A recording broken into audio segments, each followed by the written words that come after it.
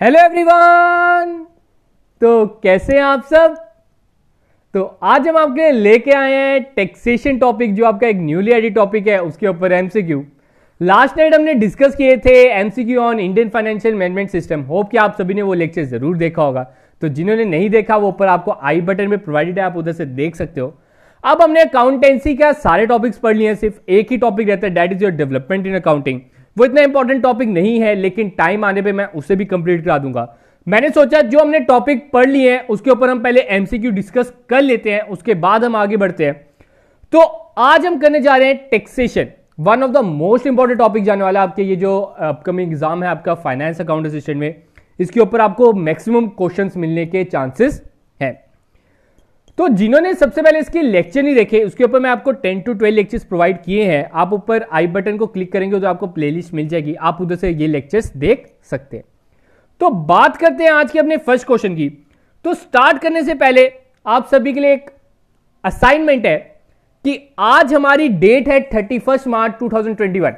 तो आप सब पढ़ रहे हैं अकाउंटेंसी, तो आज की डेट में क्या खास बात है वो आपने कमेंट सेक्शन में लिख के बताना है विद रिस्पेक्ट टू अकाउंटेंसी। तो देखता हूं कौन इसे अच्छी तरह एक्सप्लेन कर पाता है। तो चलो आगे बढ़ते हैं। First part, which of the following is indirect tax. नीचे दिए गए ऑप्शन में से कौन सा इनडायरेक्ट टैक्स है। हाँ जी सर, हमने पढ़ा था that tax is of two types, that is your direct tax and indirect tax. Direct tax का डायरेक्ट रिलेशन रहता है, जिसके ऊपर वो इंपोज होता है वो ही पे करता है, for example income tax. Indirect tax पे और कोई करता है, ठीक है, और जो पे करने वाला है वो डिफरेंट पर्सन है, और जिसका बर्डन है वो डिफरेंट पर्सन है। जैसे हम उसे क्या बोलते हैं, कंज्यूमर टैक्स भी बोलते हैं। तो नीचे दिए गए ऑप्शन में से ऐसा कौन सा टैक्स है जो इनडायरेक्ट है। इनकम टैक्स तो मैं आपको एग्जांपल ही दे चुका हूं, ये डायरेक्ट है तो ये कैंसिल आउट कर देते हैं। Income and wealth tax are similar to each other, तो ये भी कैंसिल। कॉर्पोरेट टैक्स भी आपका जो कंपनी वाले टैक्स देते हैं उसे हम कॉर्पोरेट टैक्स बोलते हैं, वो अपनी इनकम के ऊपर जो टैक्स देते हैं, तो ये भी आपका डायरेक्ट हो गया। तो इसका आंसर क्या रहेगा, sales tax. Second question, if Tata company imports a product from abroad then which tax will be levied on it. अब ध्यान से पढ़िएगा क्वेश्चन। कह रहे हैं अगर टाटा कंपनी अपना प्रोडक्ट इंपोर्ट कराती है तब कौन सा टैक्स उसके ऊपर लगेगा। हमने पढ़ा था इनडायरेक्ट टैक्स में one is GST, another one is custom duty and third one is miscellaneous. Custom duty आपको याद होगा, custom duty is for import tax and export tax. तो इसका आंसर क्या रहेगा, कस्टम ड्यूटी। थर्ड क्वेश्चन की बात करते हैं, which of the following tax is imposed by the central government but the state government collected. अब नीचे दिए गए कोई एक ऑप्शन ऐसा है जो लागू सेंट्रल गवर्नमेंट करती है, जिसका right to impose central government के हाथ में है, लेकिन लेने वाला, कलेक्ट करने वाला स्टेट गवर्नमेंट है। तो ऐसा कौन सा टैक्स है वो, that is your stamp duty. ठीक है, आगे बढ़ते हैं। Which of the following tax is applicable in case of supply of goods from Gujarat to Assam. आपका सामान गुजरात से असम जा रहा है, तो उस टाइम पे आपने कौन सा टैक्स देना है। ये आपका गुजरात का बॉर्डर आ गया, ठीक है, मैंने साइड पे बना दिया, and the Assam is this one, this side. अब गुजरात से आपके बॉर्डर के बाहर जा रहा है सामान, जब बॉर्डर से बाहर जा रहा है सामान तो हमने कौन सा टैक्स लगाना है, दैट इज योर आईजीएसटी या इंटीग्रेटेड जीएसटी। आप सभी को मैंने क्लियरली इसके बारे में बताया हुआ। Fifth question, which of the following taxes have been subsumed in GST. Subsumed का आप मतलब लगा सकते हो जो निगल गया। जीएसटी ने किस किस टैक्स को निगल लिया है, किस किस टैक्स को वो खा गया है। तो पहला ऑप्शन बोल रहा है central sales tax, central excise duty and service tax, value added tax की ऑल ऑफ द अबव। तो इसका आंसर है ऑल ऑफ द अबव। इन सभी टैक्सेस को ये खा चुके हैं, अब ये टैक्सेस एग्जिस्ट नहीं करते। कुछ एग्जिस्ट करते भी है लेकिन ना के बराबर आप उसे कह सकते हो। Sixth question, GST was implemented in India from. GST के ऊपर आपको क्वेश्चन मिलने के बड़े ज्यादा चांसेस है, जीएसटी कंपोनेंट को अच्छी तरह पढ़ लो आप। अब कह रहे हैं जीएसटी को इंडिया में कब लागू किया गया, goods and services tax, that is on 1 July 2017। Seventh question, what does I in IGST stands for. ठीक है, वो कह रहे हैं आईजीएसटी में आई का मतलब क्या है। आई स्टैंड्स फॉर इंटीग्रेटेड। ठीक है, integrated. Eighth question, the chairman of GST council. मैंने आपको जीएसटी काउंसिल के बारे में बताया था, ऊपर चलते हैं, बात करते हैं जीएसटी काउंसिल की। ये रहा, मैंने आपको बताया था that GST council consist of total members 33 और चेयरपर्सन कौन उसका रहता है, finance minister of India, that is Nirmala Sitharaman. Recent time की अगर बात करूं, आने वाले टाइम में चेंजेस होंगी। वाइस चेयरपर्सन हम will be elected out of the state finance minister और बाकी के 31 मेंबर्स 28 स्टेट से और 3 यूनियन टेरिटरी से रहते हैं। अब बात करते हैं, वो कह रहे चेयरपर्सन कौन है, तो मैं आपको बता चुका हूं ऊपर that chairman of GST council is union finance minister, C option. ठीक है, आगे बढ़ते हैं 9th क्वेश्चन की ओर। Tax rate on goods under GST was determined by. अब जो टैक्स रेट है जीएसटी के अंदर 5%, 18%, 28%, 12% जो भी है, ये कौन डिसाइड करता है, इसके बारे में मैंने आपको बताया था, that is decided by GST council. Council जो अभी हमने ऊपर बताया आपको, that is headed by, that is इसका चेयरपर्सन कौन है, फाइनेंस मिनिस्टर। तो वो ही डिसाइड करते हैं कि कौन से कमोडिटी को कौन से स्लैब में रखना है। 10th question, integrated goods and services tax act is applicable to. जो आईजीएसटी है वो किसके ऊपर लागू करता है। ठीक है, आईजीएसटी ये वही है, घबराओ मत कि नाम इतना बड़ा लिख दिया है, आपको छोटे में दिखाता हूं तो आप कहते हो कि हाँ ये ठीक है आईजीएसटी, लेकिन फुल फॉर्म भी पता होनी चाहिए। तो कह रहे हैं आईजीएसटी किस किस के ऊपर एप्लीकेबल है, सभी स्टेट्स के ऊपर एप्लीकेबल है। हाँ जी सर, सभी के ऊपर एप्लीकेबल है, सभी यूनियन टेरिटरीज के ऊपर एप्लीकेबल है। आप जेएंडके में रह रहे हो, आपने कभी कभार सभी का मैं कह नहीं सकता, लेकिन कभी आपने देखा होगा तो आईजीएसटी भी लिखा होता है, तो इसका मतलब हम यूनियन टेरिटरीज पे भी ये लागू करता है। तो इसका आंसर क्या रहेगा, द होल ऑफ इंडिया, पूरी इंडिया में ये लागू करता है। इसका answer C1। 11th question, the rate of IGST is equal to the rate of. ध्यान से पढ़ना, क्वेश्चन थोड़ा सा कॉम्प्लेक्स है, बस समझने की देरी है। मैंने आपको साफ साफ बताया था जीएसटी के 3 components, that is CGST, SGST and IGST. जब बॉर्डर के अंदर ही रहता है सामान तो समझ लो 18% टैक्स लग रहा है, तो 9% हमारा लगता है सीजीएसटी एंड 9% हमारा लगता है एसजीएसटी। लेकिन जब हमारा बॉर्डर के बाहर चल जाता है सामान तो हम लगाते हैं आईजीएसटी। तो आईजीएसटी कितना लगता है, इन दोनों का प्लस, 9 + 9 18, क्योंकि आधा इसने डेस्टिनेशन स्टेट को भी देना है और आधा इसने सेंट्रल को भी देना है। बस ये एक एजेंट का काम करता है, आपने ये चीज याद रखनी है।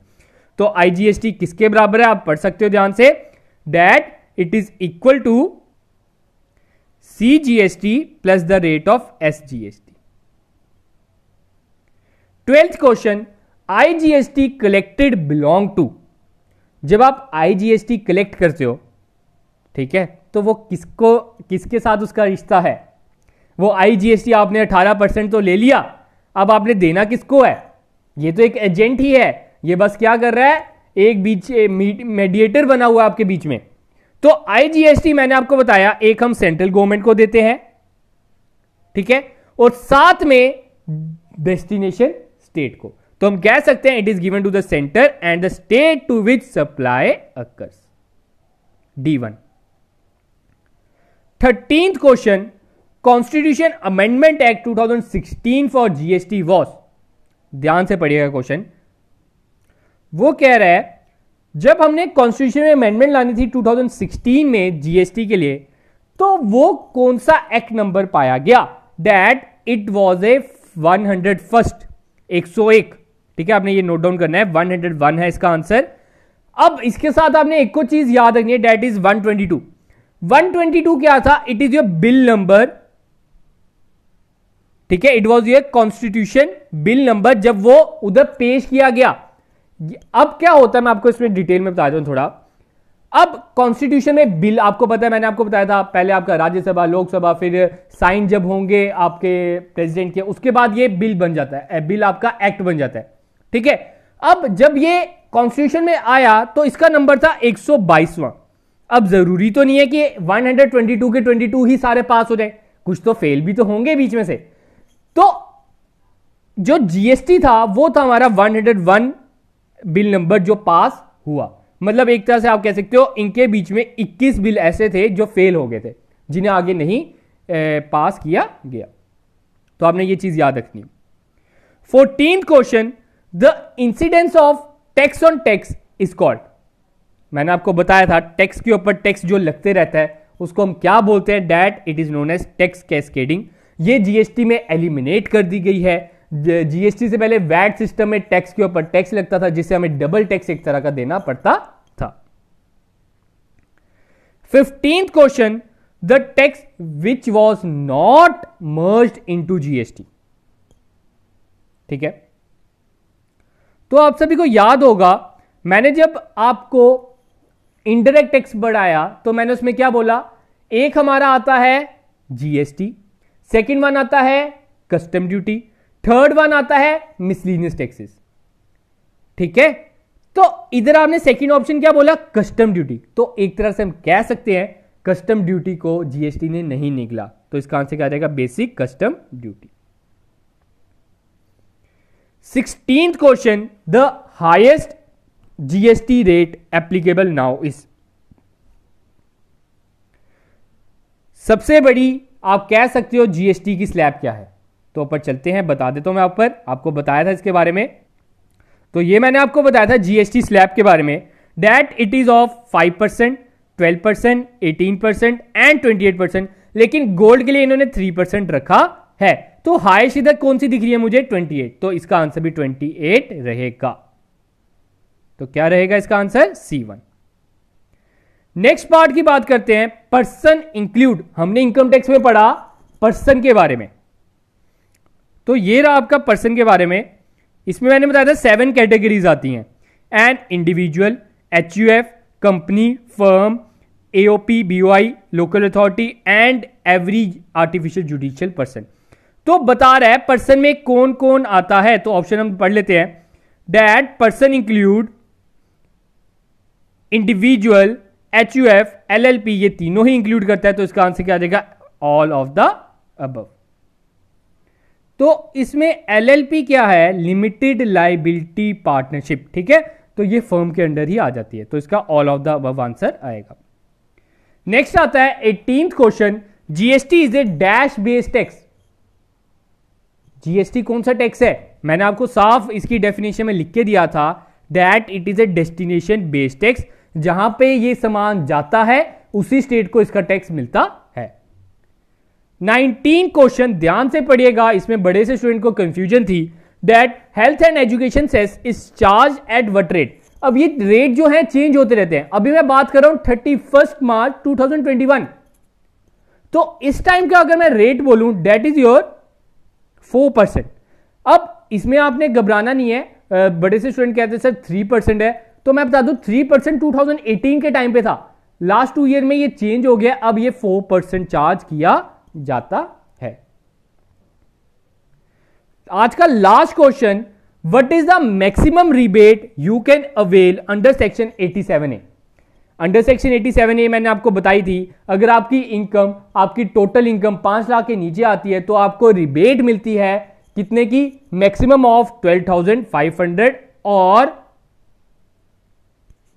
और जितना भी आपकी टैक्स लाइबिलिटी बनती है विच एवर इज लेस। तो बोल रहे हैं मैक्सिमम आपको कितनी मिल सकती है, डेट इज योर 12,500। 12,500 के ऊपर आपको इसमें टैक्स की छूट नहीं मिल सकती। मैक्सिमम टू मैक्सिमम आप 12,500 की इसमें छूट पा सकते हो। और बड़ी अच्छी रिबेट है, जिनकी भी जो मिडिल पर्सन है, जो मिडिल फैमिली को बिलोंग करता है, उनके लिए बेस्ट रिबेट मानी जाती है। तो गाइज आज के हमारे यही थे 20 क्वेश्चन। होप कि आपको ये क्वेश्चन अच्छे लगे होंगे। अब एग्जाम तक मैं कोशिश करूंगा आपको और ज्यादा से ज्यादा आपको इसके और क्वेश्चंस कराऊं। ये नहीं है कि इधर ही हमने एक पार्ट कराया, हमारी लाइबिलिटी इधर खत्म हो गई। हमारी लाइबिलिटी एग्जाम तक है, आप तक सारे क्वेश्चन पहुंचाए जाए। अभी आप सिर्फ इसको एज ए समझ सकते हो, स्टार्टिंग पॉइंट आप इसे समझ सकते हो। अभी इसके ऊपर मैं कोशिश करूंगा टैक्सेशन के ऊपर ही आपको अराउंड 100 MCQ इसके ऊपर भी करा दूं, क्योंकि हम इसके ऊपर पढ़ चुके हैं। अब हमने अपने आप को क्या करना है, टेस्ट करना है, क्या मैं एग्जाम देने के लिए तैयार हूं कि नहीं हूं। तो मैं आपको गारंटी देता हूं एग्जाम से पहले इसके आपको और ज्यादा पार्ट मिल जाएंगे। तो गाइस आज के लिए हम अपनी वीडियो इतनी रखते हैं। होप कि आपको वीडियो अच्छी लगी होगी। अगर वीडियो अच्छी लगी है तो लाइक बटन को जरूर दबा के जाएं, सब्सक्राइब बटन को भी जरूर दबाएं और दोस्तों के साथ शेयर करना ना भूलें। तो thank you guys, have a good day and enjoy your day guys.